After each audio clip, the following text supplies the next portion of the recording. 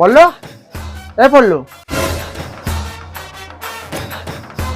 সকাল 6:30 বাজে এখনো তুমি ঘুমাচ্ছ? আমাদের বাড়ির বউরা এত বেলা অব্দি ঘুমায় না, মা দেখলে কি বলবে? ওঠো তাড়াতাড়ি।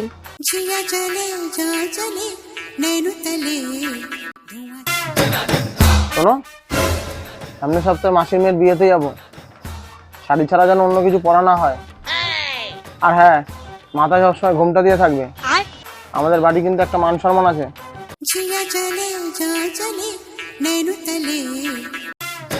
শোনো, কোথায় যাচ্ছ? ওয়াশিং মেশিনে জামা কাপড় কাচতে। আরে আমাদের বাড়ির বউরা এইসব মেশিনে কাপড় টাপড় কাচে না, যাও বাথরুমে হাতে করে কাচো। তাহলে ওয়াশিং মেশিনটা কি করতে কিনেছো?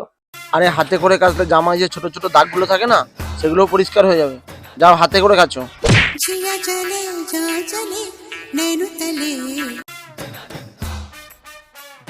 বাপের বাড়ি যাচ্ছ যাও, কিন্তু বিকেলের মধ্যে যেন চলে আসা হয়। আমাদের বাড়ির বউরা আবার বেশি দিন বাপের বাড়ি থাকে না, জানো তো।